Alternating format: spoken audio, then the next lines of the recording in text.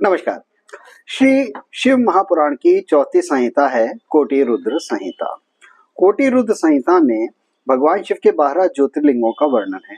ये ज्योतिर्लिंग क्रमशः गुजरात राज्य में सौराष्ट्र क्षेत्र में वेरावल बंदरगाह के पास प्रभास पाटन में अरब सागर के किनारे स्थित श्री सोमनाथ जी, आंध्र प्रदेश के नल्लामला पहाड़ियों पर स्थित श्री शैलम पर्वत पर कृष्णा नदी के तट पर स्थित श्री शैल तीर्थ में मल्लिकार्जुन, उज्जैनी में महाकालेश्वर, महाराष्ट्र में ओंकारेश्वर, उत्तराखंड के रुद्रप्रयाग जिले में गढ़वाल, हिमालय की गोद में मंदाकिनी नदी के तट पर स्थित केदारनाथ और महाराष्ट्र राज्य में पुणे जिले के पास सहस्त्रादि पर्वतमाला जो कि शिक्रापुर खेड़ क्षेत्र में आता है और डाकनी तीर्थ के नाम से मशहूर है, में भीमाशंकर, उत्तर प्रदेश के अंदर काशी वाराणसी में श्री विश्वनाथ, महाराष्ट्र के नासिक शहर में श्री त्र्यंबकेश्वर, झारखंड के देवघर शहर में चिता भूमि तीर्थ में श्री बैजनाथ,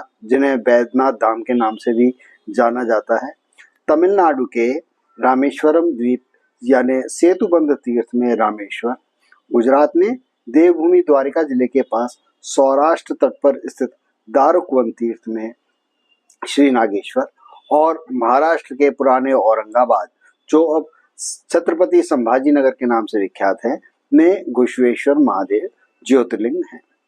इसी संहिता में श्री विष्णु भगवान द्वारा श्री महादेव के सहस्त्र नामों की स्तुति को यानी शिव सहस्त्र नाम का भी वर्णन है। साथ ही महाशिवरात्रि व्रत के महात्म्य के संदर्भ में व्याघ्र और सत्यवादी मृग परिवार की एक कथा भी दी गई है, जो कथा इस प्रकार से है। एक समय एक घने जंगल में एक सत्यवादी मृग अपने परिवार, पत्नी और 2 छोटे बच्चों के साथ रहता था। यह मृग सत्यवादी था। एक दिन वह जंगल में जब चल रहा था तो अचानक ही एक भयानक व्याघ्र से उसका सामना हो गया। व्याघ्र अर्थात बाघ बहुत भूखा था। उसने मृग को अपना शिकार बनाने, भोजन बनाने के लिए छलांग लगाने की तैयारी की हुई थी। साक्षात मृत्यु को सामने देखकर भी मृग घबराया नहीं। उसने बाघ अर्थात व्याघ्र से विनम्रता पूर्वक कहा, हे वनराज, आप मुझे अवश्य खाएं क्योंकि मैं आपका भोजन हूँ, परंतु इस समय मेरे छोटे बच्चे और पत्नी मेरे वापस आने की राह देख रहे होंगे। मुझे आपसे एक प्रार्थना है कि आप मुझे केवल एक बार परिवार से मिलने की अनुमति दे दें तो मैं उन्हें समझाकर तुरंत ही वापस लौट आऊंगा। यह सुनकर व्याघ्र हंसा और बोला, क्या मैं मूर्ख हूँ? जो शिकार एक बार चंगुल से छूट जाए भला वह वापस क्यों अपनी मौत के पास आएगा? तुम अवश्य ही झूठ बोल रहे हो। मृग ने उत्तर दिया, महाराज, मैंने जीवन में कभी असत्य वचन नहीं कहा। सत्य ही मेरा धर्म है और मैं आपको वचन देता हूँ कि मैं वापस आऊंगा। यदि मैं ना आऊं तो मुझे विश्वासघात का पाप लगे। मृग की सच्चाई और दृढ़ता को देखकर व्याघ्र का दिल पसीज गया। उसने कहा, ठीक है, मैं तुम्हारी बात पर विश्वास करता हूँ और यही इंतजार करता हूँ। मृग तुरंत ही अपने घर पहुंचा और अपनी पत्नी बच्चों को पूरी बात बताई। यह सुनकर पूरा परिवार रोने लगा। उसकी पत्नी ने कहा, आपके बिना हमारा जीवन व्यर्थ है, मैं भी आपके साथ चलूंगी। बच्चों ने कहा, पिताजी, हम भी आपके साथ ही चलेंगे। मृग ने उन्हें रोकने की बहुत कोशिश की, लेकिन परिवार ने उसका साथ छोड़ने से मना कर दिया। अतः मृग अपने दिए गए वचन की पूर्ति के लिए पूरे परिवार के साथ व्याघ्र के पास पहुंचा। जब व्याघ्र ने देखा न सिर्फ मृग वापस आया है बल्कि उसके साथ उसका परिवार भी है तो वह आश्चर्यचकित रह गया। मृग ने कहा, हे वनराज, मैं अपना वचन निभाने आ गया हूँ, अब आप मुझे खाकर अपनी भूख शांत करें। तभी उसकी पत्नी आगे बढ़ी और बोली, नहीं महाराज, पहले मुझे खाइए, मैं अपनी पति की मृत्यु को न सहन कर पाऊंगी। और इसके उपरांत बच्चे आगे आए और बोले, पहले हमें खाइए। मृग परिवार का ऐसा आपसी प्रेम, त्याग और सत्य के प्रति इतनी निष्ठा देखकर व्याघ्र का भी क्रूर हृदय पिघल गया। व्याघ्र ने कहा, हे शिष्ट मृग, तुम धन्य हो और तुम्हारा यह परिवार भी धन्य है। जो परिवार सत्य और धर्म के लिए अपने प्राण देने को तैयार हो तथा उसको वध करने का मैं पाप नहीं कर सकता। तुम सब सकुशल अपने घर लौट जाओ। इस प्रकार मृग के सत्य ने और धर्म की ने न केवल उसकी जान बचाई बल्कि उसके पूरे परिवार की भी जान बचा ली। इसी संहिता में श्री बद्रीनाथ धाम का महिमा का भी वर्णन किया जाता है। भगवान केदारेश्वर ज्योतिर्लिंग के दर्शन के बाद बद्रीनाथ में भगवान नर नारायण के दर्शन करने से मनुष्य के सारे पाप नष्ट हो जाते हैं और उसे जीवन मरण से मुक्ति भी प्राप्त हो जाती है। इसके उपरांत अगली संहिता आती है उमा संहिता। यह शिव महापुराण की 7 प्रमुख संहिताओं में से एक 5वीं संहिता है।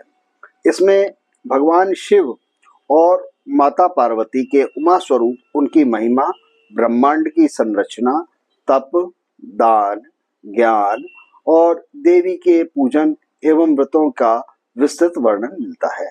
इसमें 51 अध्याय हैं जो माता सती के 51 शक्ति पीठों की यात्रा का पुण्य प्रदान करने वाले माने गए हैं। इसमें सृष्टि के विस्तार, पाताल लोकों की स्थिति, देवी शक्ति के सर्वव्यापक स्वरूप का बोध कराया गया है। इसमें विभिन्न शारीरिक व मानसिक पापों व उनके फलस्वरूप मिलने वाली नरक की यातनाओं का भी विवरण है। अंतिम अध्यायों में देवी की मूर्ति, मंदिर का निर्माण, मंदिर का स्थापना और विभिन्न मासों में किए जाने वाले व्रतों एवं उत्सवों का पूरा विधि विधान दिया गया है। इसका विस्तृत रूप मैं आपके सामने देवी पुराण के रूप में अलग से प्रकाशित करूंगा। इसके बाद अगली संहिता आती है जो है कैलाश संहिता। यह शिव महापुराण का 6ठा प्रमुख और पवित्र भाग है। इसमें कुल 23 अध्याय हैं। इस ग्रंथ में भगवान शिव के स्वरूप, योग, साधना, आध्यात्मिक ज्ञान का बहुत ही सुंदर वर्णन किया गया है। इसमें प्रमुख है ओंकार यानी प्रणव का महत्व। इसमें ओम की महिमा का दर्शन और अर्थ विस्तार से समझाया गया है। फिर योग और साधना के विभिन्न अंग जैसे योग विद्या, ध्यान और शिवोपासना की विधि का वर्णन है। इसमें आचार और कर्म को विस्तृत रूप से समझाया गया है, जिसके अनुसार संन्यास के नियम, ब्रह्म यज्ञ, नांदी श्राद्ध तथा गायत्री जप के महत्व की भी विवेचना की गई है। अंततः शिव तत्व, आत्मा और परमात्मा के मिलन, अद्वैत ज्ञान पर प्रकाश डाला गया है। अद्वैत ज्ञान पर मैं पहले भी एक वीडियो डाल चुका हूँ, जिसे आप अलग से देख सकते हैं। इसके बाद अगली संहिता आती है वायु संहिता। इसे वायवीय संहिता भी कहते हैं। शिव महापुराण की 7 प्रमुख संहिताओं में से यह अंतिम संहिता है और यह बहुत ही महत्वपूर्ण है। इसमें भगवान शिव की महिमा, पाशुपत योग, ज्ञान और आध्यात्म का विस्तृत वर्णन किया गया है। यह संहिता 2 भागों में बटी हुई है, जो है पूर्व भाग और उत्तर भाग।